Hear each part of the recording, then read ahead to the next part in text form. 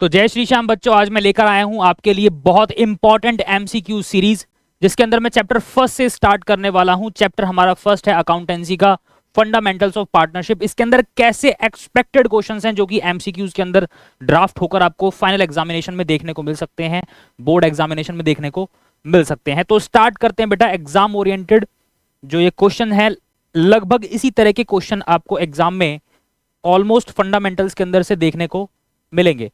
तो सबसे पहला क्वेश्चन बहुत ही सिंपल क्वेश्चन है, जिसमें मैंने क्या पूछा है, पार्टनरशिप डीड में भी पार्टनरशिप डीड कैसी हो सकती है, क्या रिटर्न हो सकती है या वर्बल चलेगी।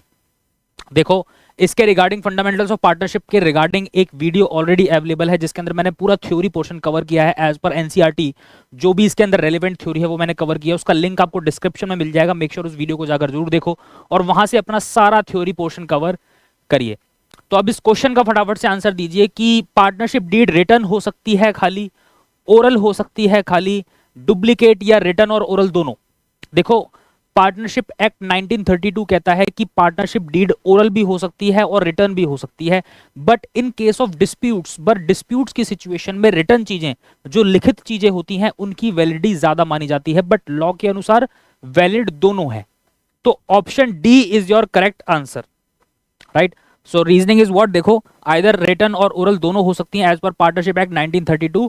पार्टनरशिप डीड में भी आइदर रिटर्न और ओरल, तो दोनों में से कोई भी हो सकती हैं, राइट। रिटर्न भी चलेगी और ओरल भी चलेगी, दोनों की वैलिडिटी इक्वल है, बट मेक श्योर डिस्प्यूट की सिचुएशन में जनरली रिटर्न डीड, रिटर्न जो है एग्रीमेंट बनाए जाते हैं, ठीक है। तो डीड जो है रिटर्न सिचुएशन, रिटर्न में मिलेगा। इन केस अगर डिस्प्यूट होते हैं तो रिटर्न चीजों की वैलिडिटी बेटा ज्यादा मानी जाती है, इस वजह से। आइए बच्चों, अब देखते हैं क्वेश्चन नंबर 2। सो क्वेश्चन नंबर 2 आपका जो एमसीक्यू सीरीज का है, चैप्टर फर्स्ट का फंडामेंटल्स का, ध्यान से देखेंगे। At what time would be taken into consideration if equal monthly amount is drawn as drawing at the end of the each month. बेटा इसको एट द एंड को कट करके इसको बिगनिंग कर लेना, ठीक है। तो बिगनिंग के हिसाब से हम बताएंगे कैसे होगा। तो अगर हर महीने की बिगनिंग में मैं निकालता हूं पैसा, तो आपको पता है बच्चे की टाइम फैक्टर की जो कैलकुलेशन है, टाइम फैक्टर की जो कैलकुलेशन है मैं आपको ऑलरेडी समझा चुका हूं। इंटरेस्ट ऑन ड्राइंग वाली वीडियो आप देख सकते हो जाकर। इंटरेस्ट ऑन ड्राइंग वाली जो वीडियो है वो हमारे चैनल पर अवेलेबल है, उसका लिंक आपको डिस्क्रिप्शन में मिल जाएगा। मेक श्योर उस वीडियो को जाकर जरूर देखिए।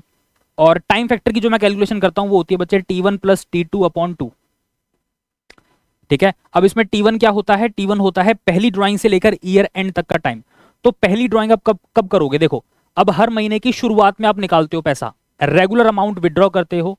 और आप कौन हो, आप पार्टनर हो, बिजनेस में से रेगुलर अमाउंट विड्रॉ कर रहे हो, हर महीने की शुरुआत में विड्रॉ कर रहे हो। तो पूरे साल में 12 महीने हैं, आप पहले महीने की शुरुआत में निकालते हो। T1 होता है पहली ड्राइंग से लेकर ईयर एंड तक का टाइम। तो पहली ड्राइंग करोगे आप साल के पूरे साल के पहले महीने के पहले दिन, और वहां से ईयर एंड तक जाते हो तो 12 मंथ्स होते हैं, यस और नो। तो T1 हो गया 12 अपॉन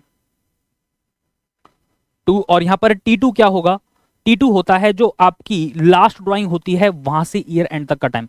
तो लास्ट ड्राइंग कब करोगे, लास्ट ड्राइंग करोगे आप लास्ट महीने के पहले दिन, और पहले दिन और उससे ईयर एंड तक जाते हो तो एग्जैक्टली 1 मंथ ही है, राइट।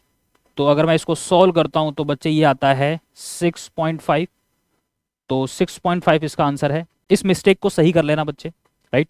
तो ये बिगनिंग के हिसाब से यहाँ पर कैलकुलेशन करनी है, 6.5 आएगा। देखिए इसका आंसर 6.5, ओके। तो यहाँ पर प्रॉपर रीजनिंग भी दी हुई है, 12 प्लस 1 अपॉन 2।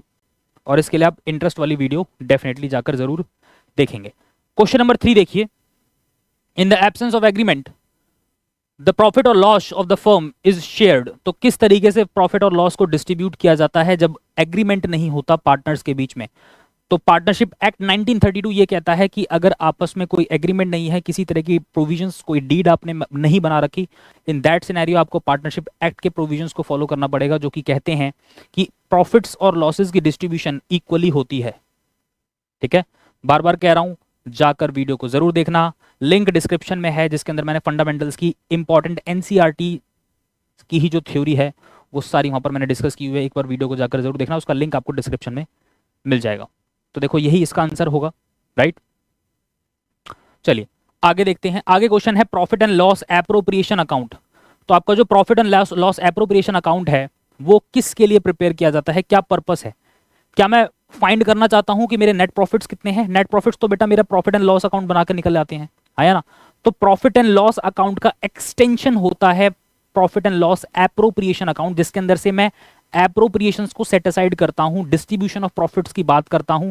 और ये जब भी पॉसिबल है जब बिजनेस प्रॉफिट जनरेट करता है और इसमें से जितनी भी चीजें पार्टनर्स को बटनी होती हैं, like interest on capital, commission, salary, जो भी चीजें हैं वो प्रॉफिट जब बिजनेस जनरेट कर लेता है उसी में से डिस्ट्रीब्यूट करके दी जाती हैं और उसमें से कुछ पैसा रिजर्व भी क्रिएट किया जाता है और ये सब को हम एप्रोप्रिएशन कंसीडर करते हैं। सो अल्टीमेटली सारी एप्रोप्रिएशंस करने के बाद अल्टीमेटली जो लास्ट में जो कुछ प्रॉफिट्स बचते हैं वो होते हैं बच्चे हमारे डिविजिबल प्रॉफिट, जो एक्चुअल में पार्टनर्स के बीच में डिवाइड किए जाएंगे। तो नेट प्रॉफिट मैं आइडेंटिफाई नहीं करना चाहता बिकॉज ये प्रॉफिट एंड लॉस अकाउंट के अंदर आइडेंटिफाई ऑलरेडी हो जाता है। तो मैं क्या निकालना चाहता हूं? पीएल एप्रोप्रिएशन अकाउंट बनाने का पर्पस क्या है कि मैं डिविजिबल प्रॉफिट्स फाइंड आउट करना चाहता हूं। रिजर्व्स डेफिनेटली मैं क्रिएट करूंगा, बट जो मेन पर्पस है, मेन पर्पस इज दिस कि मेरे को डिविजिबल प्रॉफिट्स को आइडेंटिफाई करना है कि एक्चुअली पार्टनर्स के पार्टनर कैपिटल अकाउंट के पार्टनर्स कैपिटल अकाउंट में प्रॉफिट्स के नाम से कितनी फिगर डिस्ट्रीब्यूट होगी, कितना अमाउंट डिस्ट्रीब्यूट होगा। क्रिएटिंग रिजर्व्स डेफिनेटली एप्रोप्रिएशन है तो रिजर्व भी हम क्रिएट करते हैं, बट अल्टीमेट जो मेरा मेन पर्पस है that is what divisible profits को फाइंड आउट करना। तो देखो यही मेरा आंसर होगा, राइट? तो profit and loss appropriation account is prepare to find out divisible profits. Next question, question number 5, which account is open, which accounts are opened when capital accounts are fixed, capitals are fixed। so basically जब partners ये चाह लेते हैं कि हमारी पूरे साल के दौरान हमारी पार्टनर, हमारी जो कैपिटल है, हमारा जो इनिशियल हमने पैसा लगाया है बिजनेस के अंदर, उसके साथ कोई भी छेड़छाड़ नहीं होगी, ओके? और एक हम परमानेंट अगर ड्राइंग करते हैं तो डेफिनेटली उसको हम रिड्यूस करके दिखाएंगे, या हमने कुछ पैसा इंट्रोड्यूस किया है तो हम उसको शो करेंगे। बाकी हमारी पूरी कैपिटल के अंदर जो हमारा इनिशियल कंट्रीब्यूशन है उसके साथ कोई भी छेड़छाड़ नहीं होगी और अपनी कैपिटल को हम फिक्स चाहते हैं। तो फर्दर जितनी भी फ्लक्चुएशंस हैं, चाहे वो इंटरेस्ट ऑन कैपिटल की है, इंटरेस्ट ऑन ड्राइंग की है, सैलरी कमीशन की है, व्हाटएवर, इन सब की जो फ्लक्चुएशंस हैं, चाहे रिजर्व्स की डिस्ट्रीब्यूशन है, चाहे प्रॉफिट्स की डिस्ट्रीब्यूशन है, वो सारी डिस्ट्रीब्यूशन बेटा हम कहां पर ट्रीट करते हैं? करंट अकाउंट के अंदर ट्रीट करते हैं। और जब कैपिटल को फिक्स चाहते हैं तो इस सिनेरियो में दो अकाउंट प्रिपेयर किए जाते हैं, that is capital account and current account. तो ये दोनों अकाउंट्स बेटा ओपन किए जाते हैं। तो ये देखो यही हमारे आंसर हैं, capital account and current account. Under the fixed capital method in partnership firm needs to prepare capital account and current account. उसके बाद है क्वेश्चन नंबर 6। क्वेश्चन नंबर 6 ध्यान से देखेंगे। Interest on partners capital is an expenditure. क्या खर्चा है? Expenditure, खर्चे को या एक्सपेंसेस को मैं जब डेबिट करता हूं जब डेफिनेटली मेरे को लॉसेस के सिनेरियो में भी मेरे को वो पर्टिकुलर एक्सपेंस करना पड़ेगा। बट इंटरेस्ट ऑन कैपिटल तो जब भी मिल सकता है जब बिजनेस कुछ प्रॉफिट जनरेट करेगा। Definitely it is a part of appropriation और इसको मैं पीएल एप्रोप्रिएशन अकाउंट के अंदर ट्रीट करता हूं। प्रॉफिट एंड लॉस अकाउंट के अंदर ट्रीट कर रहा होता तो मैं कहता कि यस ये हमारा चार्ज अगेंस्ट प्रॉफिट है, जैसे कुछ पर्टिकुलर एक्सपेंसेस होते हैं जो मेरे को डेबिट करने ही पड़ते हैं प्रॉफिट एंड लॉस अकाउंट के अंदर in case of losses also, right? So basically अगर मैं इंटरेस्ट ऑन पार्टनर्स कैपिटल की बात करूं तो it is not an expenditure. ये एक्सपेंडिचर नहीं है, ना ही ये कोई गेन है। गेन मतलब होता है इरेगुलर नेचर का कोई भी प्रॉफिट, लाइक आपने कहीं इन्वेस्टमेंट कर रखी थी, उसको थोड़े टाइम होल्ड करके आपने बेचा और उस पर अच्छा खासा रेवेन्यू प्रॉफिट्स कमा लिया, ठीक है, एक मोटी फिगर आपने प्रॉफिट की कमाई है, तो definitely it is a gain. Irregular nature के जो अर्निंग्स हैं, जो प्रॉफिट्स हैं आप कमाते हो, दैट इज गेन। तो इंटरेस्ट ऑन पार्टनर्स कैपिटल है क्या? ये पीएल एप्रोप्रिएशन अकाउंट के अंदर ट्रीट किया जाता है। Definitely it is a distribution of profits, तो it is a appropriation, okay? So appropriation is the exact answer. बेटा ये जो क्वेश्चन मैं यहां पर आपके सामने डिस्कस कर रहा हूं ना, ये क्वेश्चन मोस्ट एक्सपेक्टेड है कि फंडामेंटल्स में से किस तरह के क्वेश्चंस ड्राफ्ट होकर एग्जाम में देखने को मिल सकते हैं, ठीक है? तो इन क्वेश्चंस को समझ लो, इसी तरह के क्वेश्चंस, इसी के अराउंड इसी तरह के क्वेश्चंस ड्राफ्ट होकर आपको एग्जाम में देखने को मिलेंगे। Question number 7, A B C are in partnership. A has given guarantee to C, C को इसने गारंटी दी है that his share of profit in any given year will not be less than 15,000। तो 15,000 से कम नहीं होगा। किसने गारंटी दी है? ए ने गारंटी दी है सी को, ओके? ए ने सी को गारंटी दी कि आपका जो प्रॉफिट है वो 15,000 से कम नहीं होगा, तो गारंटी है, okay? The profit for the current year are 30,000। यहां पर करंट ईयर के जो प्रॉफिट्स हैं वो 30,000 रुपए हैं, okay? So what will be the amount of deficiency borne by A. तो यहां पर अगर मैं इसको डिस्ट्रीब्यूट करूं तो डिस्ट्रीब्यूट करूंगा तो 10-10 हजार आएंगे, यस और नो? ए और बी और सी में कितना आएगा बच्चों? 10-10 हजार आएगा। बट यहां पर ए ने गारंटी दे रखी है सी को कि इसके 15,000 से कम नहीं होंगे, तो अगर इसके 15 पूरा करने पड़े तो 5 इसमें ऐड करना पड़ेगा, यस और नो, 5000 इसमें ऐड करना पड़ेगा और 5000 यहां से माइनस करना पड़ेगा। तो कायदे से 5000 की डेफिशिएंसी ए ने बॉर्न करी, that is your correct answer. ठीक है, तो 5000 इसका करेक्ट आंसर है। होपफुली आपको समझ में आया होगा बच्चों। चलो next question, question number 8। Question number 8 कुछ ऐसा है कि when question is silent on the date of withdrawals of drawing, interest on drawings will be calculated for. बेटा देखो, यहां पर जो छोटे छोटे टॉपिक्स आ रहे हैं ना, इसके थ्रू ना मेक श्योर आप एमसीक्यूज ही नहीं कर रहे, आप ना कॉन्सेप्ट्स को भी रिवाइज कर रहे हो। तो इस मेंटेलिटी के साथ भी वीडियो को पूरा एंड तक देखना। आपके साथ मैं ना यहाँ पर सिर्फ एमसीक्यू का आंसर बता के आपको टरका नहीं रहा, मैं क्या कर रहा हूँ उसके पीछे के बहुत सारे कॉन्सेप्ट आपको समझा रहा हूँ ताकि चीजें आपको रिकॉल हो जाएं। हर क्वेश्चन के साथ एक नया कॉन्सेप्ट आप दोबारा से रिवाइज कर रहे हो, राइट। तो देखो, when question is silent on the date of withdrawal of drawings, interest on drawing will be calculated for. हाँ जी, अगर इंटरेस्ट ऑन ड्राइंग को लेकर कोई डेट मेंशन नहीं है, ओके, और साइलेंट है और कोई डेट मेंशन नहीं है कि कब वो पैसा विड्रॉ हुआ है, तो इन दैट सिचुएशन 6 मंथ्स, याद रखना 6 महीने का इंटरेस्ट ऑन ड्राइंग कैलकुलेट किया जाता है, ओके। तो ये बेसिकली साइलेंट अजम्पशन है, ये 6 मंथ्स की कैलकुलेशन इंटरेस्ट ऑन ड्राइंग की जाती है, ओके। देखो, in this case when the details regarding the amount of drawing and the rate of interest on drawing per annum is given, per annum दिया हो तो ड्राइंग के पीछे मान लो interest on drawing 10% per annum तो mention है। देखो एक सिनेरियो ये भी है कि जब पर एनम मेंशन नहीं होता, जब पर एनम मेंशन नहीं होता तो सीधा ड्राइंग के अमाउंट पर सीधा परसेंटेज अप्लाई करते हो और accordingly interest on drawing calculate कर लेते हो। पर एनम मेंशन नहीं होता तो उस सिनेरियो में टाइम फैक्टर को आप इग्नोर करते हो। किसको इग्नोर करते हो बच्चे? टाइम फैक्टर को। मतलब वो T1 + T2 वाली जो कैलकुलेशन है ना बेटा, उसको प्रॉपर तरीके से आप इग्नोर कर देते हो। बट पर एनम मेंशन है और उसके बाद डेट का कुछ पता नहीं है, तो साइलेंट अजम्पशन क्या है? साइलेंट अजम्पशन बेटा है 6 मंथ्स की, कि 6 मंथ्स का इंटरेस्ट ऑन ड्राइंग मेरे को कैलकुलेट करना होता है। तो देख रहे हो आपके साथ कितने सारे कॉन्सेप्ट भी मैं डिस्कस कर रहा हूं। सो मेक श्योर वीडियो को अच्छे से देखिए और समझने की कोशिश करिए, ओके। तो यहां पर हम not given then interest will be charge on average basis, तो बेसिकली एवरेज बेसिस पर दे देते हैं हम, and the period of drawing will be taken as 6 months, okay. So आइए अब देखते हैं question number 9। So question number 9 assertion और रीजनिंग का क्वेश्चन है, और इस तरह के क्वेश्चन इस बार बोर्ड एग्जामिनेशन में बेटा हर सब्जेक्ट के अंदर देखने को मिल रहे हैं, जिन भी सब्जेक्ट में एमसीक्यूज हैं, ओके। सो बहुत सिंपल होते हैं असर्शन रीजनिंग। बेसिकली इसके अंदर एक स्टेटमेंट के अंदर वो कोई कॉन्सेप्ट आपसे, बहुत बेसिक कॉन्सेप्ट आपसे कुछ पूछ लेता है, और देखिए किस तरह का क्वेश्चन आपको देखने को मिल सकता है। Given below are the 2 statements, one labelled as assertion and second को हम रीजनिंग का नाम दे रहे हैं। असर्शन क्या है? Active partner does not participate in the affairs of the management. हाँ जी, सो एक्टिव पार्टनर बिजनेस के अफेयर्स में इन्वॉल्व नहीं होता, क्या पार्टिसिपेट नहीं करता, ये असर्शन है, ये एक स्टेटमेंट है बेटा। ये स्टेटमेंट है गलत एक्टिव पार्टनर की, बल्कि एक्टिव इन्वॉल्वमेंट होती है बिजनेस की हर अफेयर में, हर ट्रांजैक्शन में, हर मैनेजमेंट के डिसीजन में, हर जगह एक्टिव पार्टनर की सबसे ज्यादा भागीदारी होती है। और यहां पर वो बोल रहा है कि वो पार्टिसिपेट नहीं करता, तो ये स्टेटमेंट तो हो गई गलत। क्या हो गई ये स्टेटमेंट? गलत। Active partner is not liable to pay the date of the firm, नहीं, ये भी स्टेटमेंट गलत है बेटा। चाहे एक्टिव पार्टनर है, चाहे स्लीपिंग पार्टनर है, चाहे डोमेंट पार्टनर है, फर्क नहीं पड़ता, सारे पार्टनर्स को अनलिमिटेड लाइबिलिटीज होती हैं, ओके। और अनलिमिटेड लाइबिलिटी ये पार्टनरशिप का उसूल है कि पार्टनरशिप में अगर आए हो तो बेटा अगर कर्जा ज्यादा हो गया और आप कर्जे को नहीं पे कर पा रहे हो अपने फर्म की प्रॉफिटेबिलिटी के बेसिस पर, in that scenario personal asset तक बिक सकते हैं। That is what unlimited liabilities. तो डेफिनेटली बेटा active partner is also liable, यहां लिखा है नॉट लायबल। तो ये दोनों स्टेटमेंट्स गलत हैं, असर्शन भी गलत है, रीजनिंग भी गलत है। तो देखो, both A assertion and reasoning are incorrect, that one is the correct, तो C is the correct option, okay। तो C is the correct answer। तो दोनों ही स्टेटमेंट बेटा गलत हैं, चाहे assertion की बात करो चाहे रीजनिंग की बात करो। उसके बाद है 10th MCQ, जो कि बहुत सिंपल है, और वो ऐसा है कि money advanced to the firm other than capital is called. हाँ जी, सो पार्टनर ने कुछ पैसा एडवांस दे दिया है, पार्टनर ने मनी एडवांस दी है फर्म को, पार्टनर की बात नहीं हुई है, बेसिकली यहीं से क्वेश्चन की शुरुआत करो कि मनी एडवांस दी है फर्म को कैपिटल के अलावा। मैंने पार्टनर का नाम इसलिए लिया था बिकॉज यहां पर कैपिटल मेंशन है, और कैपिटल ऑब्वियसली किसकी होगी? पार्टनर की होगी।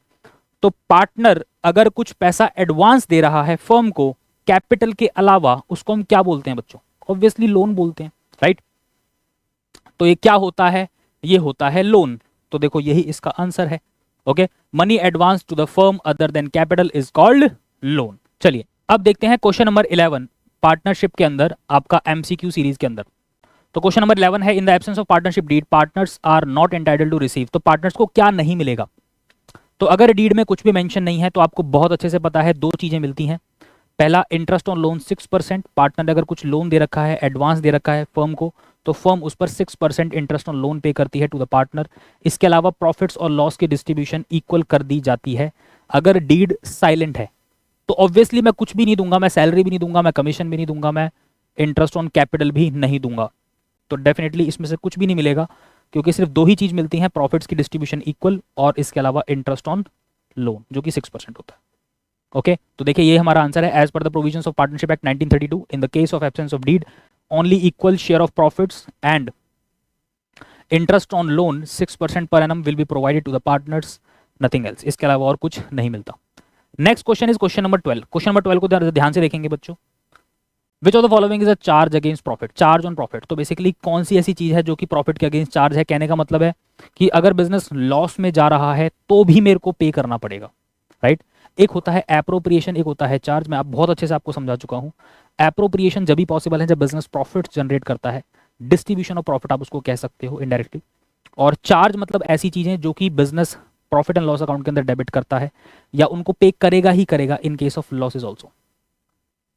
तो इंटरेस्ट ऑन पार्टनर लोन, अगर लोन है तो लोन पर तो इंटरेस्ट बेटा देना बनता है, तो यही है बेटा आपका चार्ज अगेंस्ट प्रॉफिट। और इंटरेस्ट ऑन पार्टनर्स कैपिटल नहीं, ये नहीं दे सकते because it is an appropriation out of profit. Salary भी जब भी मिलती है पार्टनर्स को जब बिजनेस प्रॉफिट जनरेट करता है, और बाकी लास्ट ऑप्शन है नन ऑफ दीज। तो definitely interest on partners loan, loan पर इंटरेस्ट फर्म पे करेगी ही करेगी। चलिए अब देखते हैं क्वेश्चन नंबर 13। तो क्वेश्चन नंबर 13 कुछ इस प्रकार है आपका एमसीक्यूज का। D withdraw 10,000 on the 15th day of every month. तो हर महीने की 15 तारीख को वो 10,000 रुपए विड्रॉ करते हैं बिजनेस में से।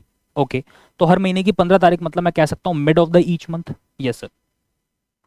ओके, इंटरेस्ट ऑन ड्राइंग जो दे रखा है वो 12% पर एनम है एंड आपको इंटरेस्ट ऑन ड्राइंग फाइंड करना है डी का। चलिए सो कैलकुलेट करना स्टार्ट करते हैं बेटा, इसको ध्यान से देखेंगे। ठीक है, मेन चीज है इसके अंदर टाइम फैक्टर की कैलकुलेशन। तो इंटरेस्ट ऑन ड्राइंग की कैलकुलेशन कैसे करते हैं, total drawings multiply by rate upon 100 multiply by T1 plus T2 upon 2 upon 12। Yes और नो? हाँ सर। तो मैं बात कर रहा हूं डी का इंटरेस्ट ऑन ड्राइंग। ध्यान से देखेंगे, टोटल ड्राइंग की अगर मैं बात करूं तो इसको आप 12 से मल्टीप्लाई कर दोगे, that means 10,000 multiply by 12 multiply by rate, rate है आपका 12%। अब ध्यान से देखना, T1 इज बेसिकली पहली ड्राइंग से लेकर ईयर एंड तक का टाइम। तो पहली ड्राइंग आप कब करोगे, पहले महीने के हाफ मतलब कि 0.5 वहां से निकाल दो और उसके बाद ईयर एंड तक जाना है। कहने का मतलब है 11.5। यस और नो? हाँ सर। और जो लास्ट वाला महीना है उसमें भी आप मिड में निकालोगे तो मतलब 0.5 वहां बचा, वहां से देखो लास्ट वाला महीने के मिड में निकालोगे तो उसके बाद कितना टाइम बचा, ईयर एंड में 15 दिन बचे और 15 दिन का मतलब है 0.5। ठीक, तो अब इसको करो सॉल्व। इससे ये कट, इससे ये कट, ये हो गया आपका 100 इंटू 12 इंटू 6, 7200। यस और नो? जी sir, 7200 is the correct answer. तो देखो यही आपका आंसर है। ओके, चलिए अब आगे देखिए नेक्स्ट क्वेश्चन। क्वेश्चन नंबर 14 है आपका, बोल रहा है interest on partners capital is calculated on. हाँ जी, इंटरेस्ट ऑन पार्टनर्स कैपिटल। तो पार्टनर की कैपिटल पर इंटरेस्ट जब मैं कैलकुलेट करता हूं तो उसका क्या तरीका है, कौन सी कैपिटल पर हम कैलकुलेट करते हैं। सो बेसिकली होता क्या है कि बिजनेस की शुरुआत हुई और बिजनेस और ओनर को अलग अलग कंसीडर करते हो आप, मतलब पार्टनर और बिजनेस को अलग अलग कंसीडर करते हो, पार्टनर और फर्म को आप अलग अलग कंसीडर कर सकते हो। ऐसे कह सकते हैं आप, फर्म को जब पैसा मिला, फर्म को कैपिटल का पैसा जब रिसीव हुआ उसके बाद से लेकर ईयर एंड तक, तो बेसिकली जब रेट ऑफ इंटरेस्ट आप अप्लाई करोगे तो जितने टाइम फर्म ने पैसा यूज किया है, तो ऑब्वियसली ये कैलकुलेशन किस पर होनी चाहिए, ऑब्वियसली ओपनिंग कैपिटल पर। मतलब कि कितना पैसा पार्टनर ने डिपॉजिट करा, पार्टनर ने कितना पैसा जमा करा बिजनेस में, बिजनेस को शुरुआत करने के लिए। ओपनिंग कैपिटल आप इसको कह सकते हो, कि कैपिटल कंट्रीब्यूशन आप इसको कह सकते हो। तो डेफिनेटली साल के शुरुआत में आप कह सकते हो, जब भी बिजनेस शुरुआत हुई है, जब भी बिजनेस की, उस टाइम बिजनेस के पास जितना भी पैसा आया है, उस टाइम पीरियड से लेकर जब तक का ईयर एंड है, जो भी रेट ऑफ इंटरेस्ट आपका पर एनम होगा, तो डेफिनेटली उस टाइम पीरियड के लिए ही तो बिजनेस ने वो पैसा यूज किया है। और डेफिनेटली जिस टाइम पीरियड के लिए बिजनेस ने वो पैसा यूज किया है, उसी टाइम के हिसाब से इंटरेस्ट कैलकुलेट करके देगा। सो डेफिनेटली ये जो कैलकुलेशन हमेशा ओपनिंग कैपिटल पर की जाती है।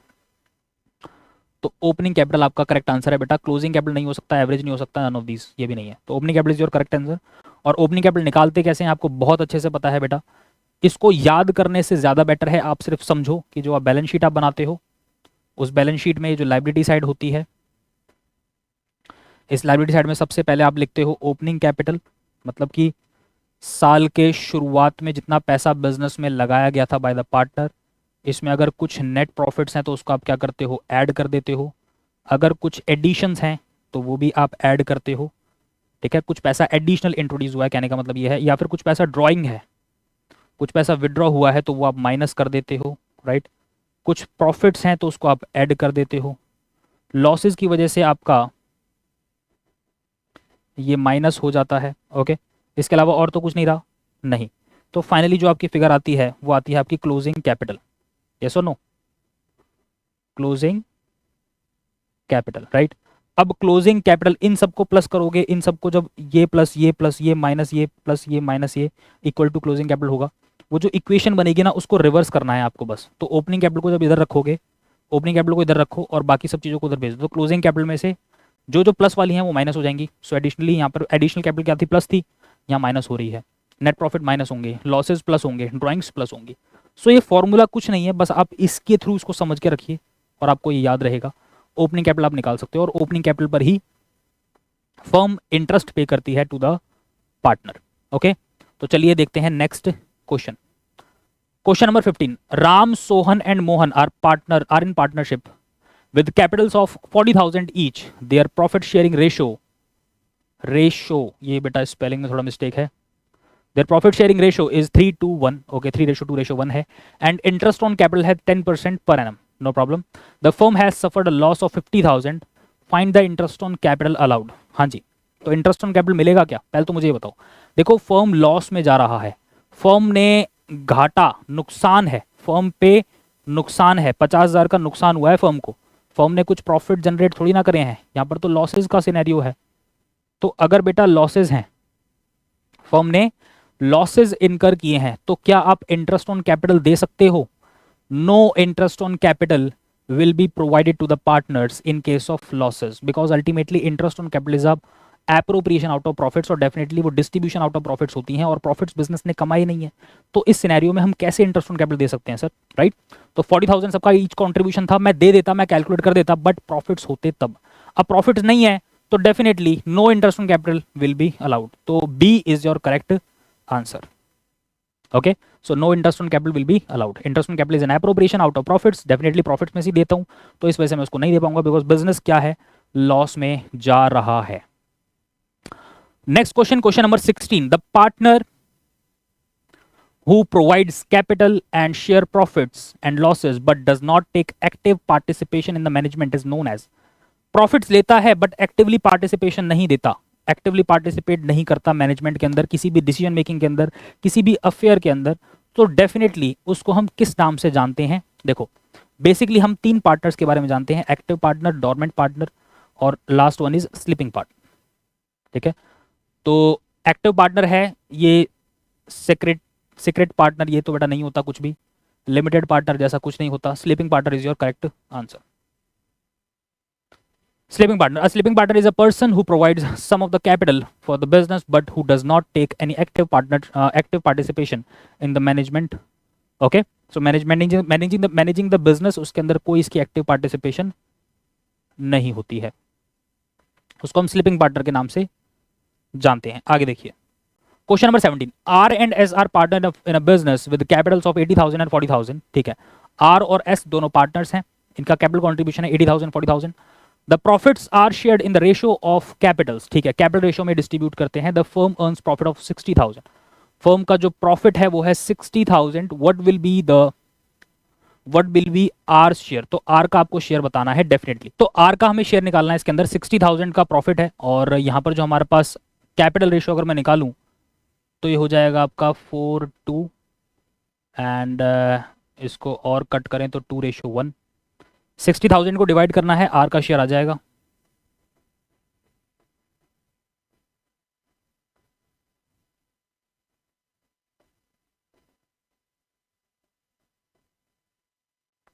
40,000 इज योर करेक्ट आंसर। चलिए बच्चों, तो अब इस हस्तलिखित क्वेश्चन को हम देखते हैं, क्वेश्चन नंबर 18, और मेक श्योर इसको क्वेश्चन को बड़े ध्यान से समझेंगे। इस तरह के क्वेश्चन जो होते हैं ना बेटा, पास्ट एडजस्टमेंट के अंदर बहुत ज्यादा देखने को मिलते हैं और यहाँ पर बच्चे ज्यादातर गलती करके आते हैं। तो क्या कॉन्सेप्ट है, ध्यान से देखेंगे। A and B are the partner, ये ए एंड बी दोनों शेयरिंग करते हैं इक्वली, प्रॉफिट्स के दोनों पार्टनर्स हैं। नेट प्रॉफिट जो दिए हैं वो 30,000 है, ओके। और यहाँ पर पार्टनर्स की जो कैपिटल है वो बच्चे कितनी है, 1,20,000 और 2,00,000 रुपए।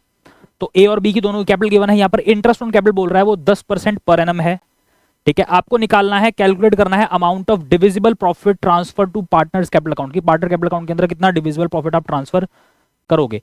देखो सबसे पहली चीज कि इस तरह के क्वेश्चंस में ना आप क्या करोगे कि मैं आपको रिकमेंड करूंगा कि हमेशा इस तरह के क्वेश्चन में इंटरेस्ट ऑन कैपिटल जो एप्रोप्रिएशन है ना उसको पहले कैलकुलेट कर लो, ताकि आपको पता लग पाए कि अगर एप्रोप्रिएशन ज्यादा है और प्रॉफिट्स की फिगर कम है, इन दैट सिनेरियो आपको पता होना चाहिए कि जो प्रॉफिट्स हैं उसको एग्जैक्टली हम कैपिटल रेशियो में बच्चे डिस्ट्रीब्यूट कर देते हैं, ओके।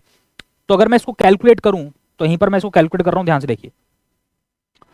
तो अगर मैं ए का इंटरेस्ट ऑन कैपिटल निकालूं, इंटरेस्ट ऑन कैपिटल निकाल रहा हूं बेटा, ए का है 1,20,000 का कैपिटल है और इस पर आप 10% इंटरेस्ट ऑन कैपिटल फर्म देगी, तो मतलब ये कितना हो गया, ये 12,000 हो गया। तो 12,000 का इंटरेस्ट ऑन कैपिटल ए का है और बी की अगर मैं बात करूं 2,00,000 का 10%, दैट इज 20,000। तो टोटल जो एप्रोप्रिएशन हो रही है बेटा वो हो रही है 32,000 रुपए की, ठीक है, 32,000 की। लेकिन यहां पर प्रॉफिट्स कितने हैं, प्रॉफिट्स हैं हमारे पास 30,000 के। बस ये जो केस है ना इसको याद रखना बेटा, पास्ट एडजस्टमेंट के अंदर इस तरह के क्वेश्चंस की मॉडिफिकेशन बहुत ज्यादा होती है जहां पर बच्चे ज्यादातर मिस्टेक करके आते हैं। कुछ नहीं करना, जैसी एप्रोप्रिएशन ज्यादा दिख रही है ना, जब भी एप्रोप्रिएशन ज्यादा हो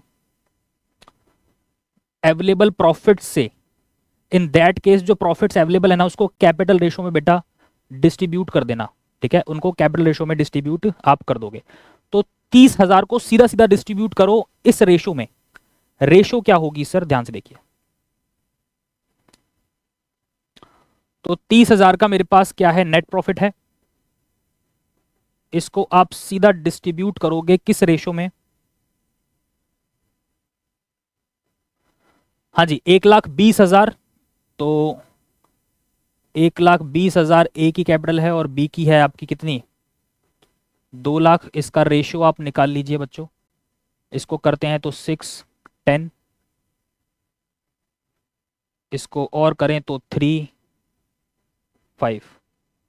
तो ये एग्जैक्टली आएगा आपका 3:5। अब इस में आप इसको क्या कर दोगे, डिस्ट्रीब्यूट कर दोगे। तो करें तो ए के डिविजिबल प्रॉफिट्स में निकाल रहा हूं बेटा, डिविजिबल प्रॉफिट्स को मैं डीपी से मेंशन कर रहा हूं। 30,000 का सीधा करो 3/8, तो ये कितना हो गया आपका, इसको आप सॉल्व करोगे तो आएगा 11,250। तो आप इसको सॉल्व कर लेना बेटा, इतना ही आएगा। और इसको जब आप सॉल्व करोगे ये आएगा आपका 18,750, ओके। तो जब आप इसको सॉल्व करोगे तो एग्जैक्टली यही फिगर्स आएंगी एंड यही देखो हमारा ऑप्शन बी जो है इसका करेक्ट आंसर होगा, ओके। सो इस तरह के जो क्वेश्चन हैं बहुत ज़्यादा देखने को मिल रहे हैं। देखो इसके रीजनिंग में यही हमारा आंसर है। और जो टोटल एप्रोप्रिएशन हैं वो हमारी 32,000 रुपये की हैं, जो कि ज़्यादा है हमारे अवेलेबल प्रॉफिट से। देखो 32,000 की मेरी एप्रोप्रिएशन आ रही है जो कि ज़्यादा है हमारे अवेलेबल प्रॉफिट्स के साथ। और ये 30,000 रुपये को हम सीधा सीधा डिस्ट्रीब्यूट कर देंगे इस रेशो में, राइट, जो कि हमारा आएगा 3:5। इसमें आप इसको डिस्ट्रीब्यूट करोगे और जब इसको सॉल्व करोगे एग्जैक्टली तो यही फिगर्स निकल कर आएंगी, ओके। तो होपफुली आपको समझ में आया होगा ये वाला क्वेश्चन, ठीक है। क्वेश्चन के अंदर थोड़ी सी मिस्टेक थी, तो मैंने उसको खुद ठीक किया है, बट मेक श्योर आपको समझ में आना चाहिए। ओके, बेसिक पर्पस ये है कि आपको कॉन्सेप्चुअली चीज़ें समझ में आनी चाहिए कि कहाँ पर किस लेवल तक एमसीक्यू को वो मतलब रफ और टफ कर सकते हैं। ओके,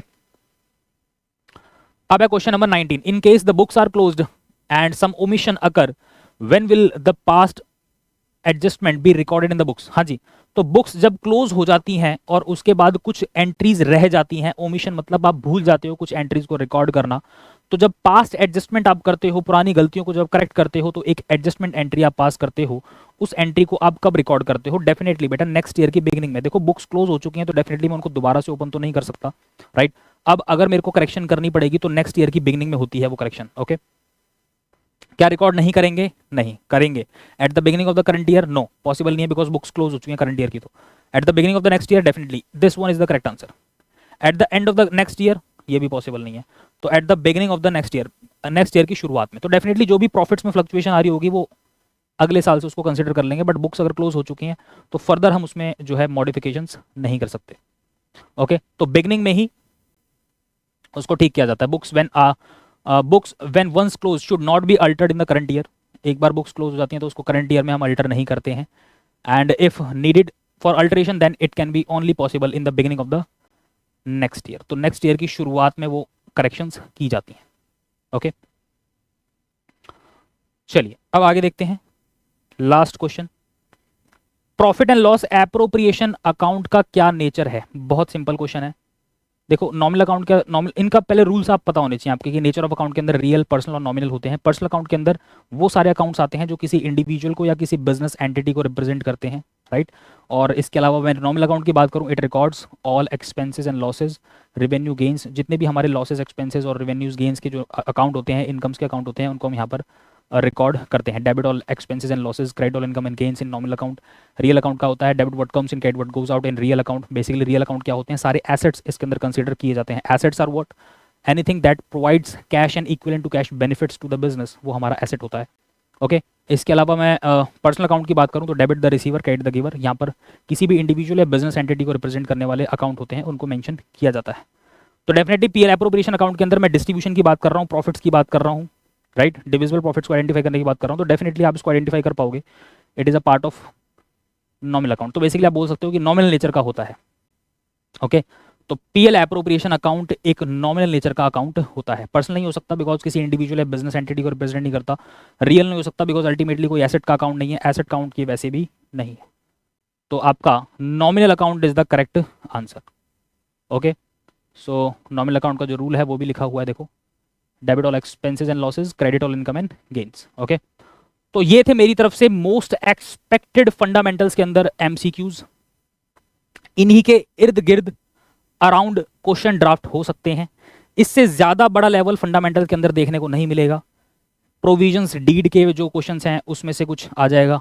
इसके अलावा एनसीईआरटी को, थ्योरी को, एनसीईआरटी की जो बुक की थ्योरी है उसको गो थ्रू जरूर करो। उसके अंदर से बहुत अंदर से वो कोई अगर थोड़ा सा टफ लेवल का पेपर सेट करते हैं तो वहाँ से कहीं से भी कोई वर्ड पिक कर लेंगे। एनसीईआरटी की जो आपकी एग्जैक्ट थ्योरी है वहाँ से वो कुछ लाइन्स, कुछ वर्ड्स पिक करके आपका एमसीक्यू ड्राफ्ट करते हैं। सब कुछ आपको आता है बट वो वर्ड्स के साथ ऐसा खेलते हैं कि आपको कन्फ्यूजन क्रिएट कर देते हैं आपके दिमाग में कि यस अब इसका आंसर क्या होगा, राइट। यही बिजनेस स्टडी के अंदर होता है, यही अकाउंटेंसी के साथ होता है। जैसा कि आया भी था कि पोस्टुलेट्स करके एक क्वेश्चन दिया था जो कि बेसिकली फाइनेंशियल स्टेटमेंट्स प्रिपेयर करते टाइम सर्टेन अजम्पशंस आपको फॉलो करनी पड़ती हैं, दैट इज पोस्टुलेट्स। अब ये नहीं पता आपको, राइट, एनसीईआरटी के अंदर वो प्रॉपर मेंशन है, राइट। तो एक बार गो थ्रू जरूर कर लेना। और इसके अलावा फंडामेंटल्स के अंदर इससे ज्यादा टफ लेवल क्वेश्चन का नहीं हो सकता। So make sure in questions को ध्यान से देख लेना and do like the video, subscribe the channel and share with your maximum friends. Thank you so much बच्चों, जय श्री श्याम।